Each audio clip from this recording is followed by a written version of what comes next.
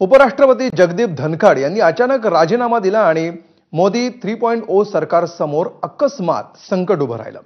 9 सप्टेंबरला 17वे उपराष्ट्रपती निवडले जातील। त्या निवडणुकीसाठी येत्या 20 दिवसांमध्ये उमेदवार द्यायचे। नवा उमेदवार निवडताना भाजपचा कस लागणार आहे, कारण 2024च्या निवडणुकीमध्ये भाजपचं स्वतःचं आणि एनडीएचं संख्याबळ आधीच्या निवडणुकीच्या तुलनेमध्ये कमी झालंय। धनखड 346च्या मताधिक्याने निवडून आले होते। यावेळी मताधिक्य कमी होणार आहे। इंडिया आघाडीनं समोर तगडा उमेदवार दिला तर ही लढत रंजक ठरू शकते। पाहूया हा स्पेशल रिपोर्ट। उपराष्ट्रपती पदाची निवडणूक येत्या 9 सप्टेंबरला पार पडेल। त्यासाठी उमेदवारी अर्ज दाखल करण्याची मुदत 21 ऑगस्ट पर्यंत आहे। उपराष्ट्रपती जगदीप धनखड यांनी 21 जुलैला कार्यकाळ संपण्यापूर्वीच अचानक आपल्या उपराष्ट्रपती पदाचा राजीनामा दिल्यामुळे ही निवडणूक होतीये। यासाठीच्या मतदार यादीला अंतिम स्वरूप देण्यात आल्याचं निवडणूक आयोगानं गुरुवारी सांगितलं।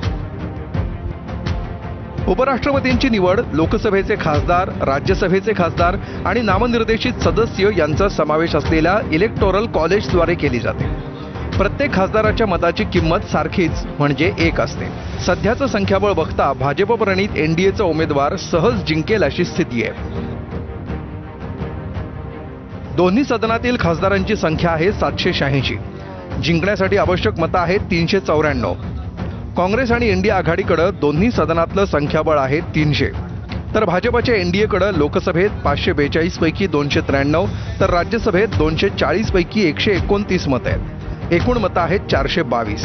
एनडीएकडे मॅजिक फिगरपेक्षा 28 मतं जास्ती आहेत। असं असलं तरी मोदी सरकार किती पाण्यात आहे हे पाहण्याची संधी म्हणून इंडिया आघाडीकडून उपराष्ट्रपती पदासाठी उमेदवार दिला जाऊ शकतो। राज्यसभा खासदार निवडणुकीप्रमाणेच उपराष्ट्रपती पदासाठी पसंतीची मतं दिली जातात।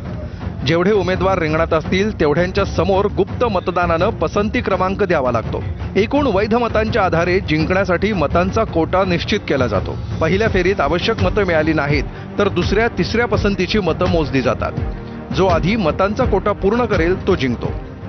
2017 साली व्यंकय्या नायडू यांनी 516 मतं घेतली होती, तर 2022 साली जगदीप धनखड 528 मतं मिळवत विजयी झाले होते।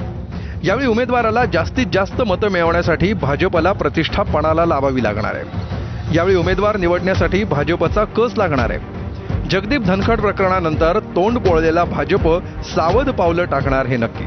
ब्युरो रिपोर्ट, एबीपी माझा।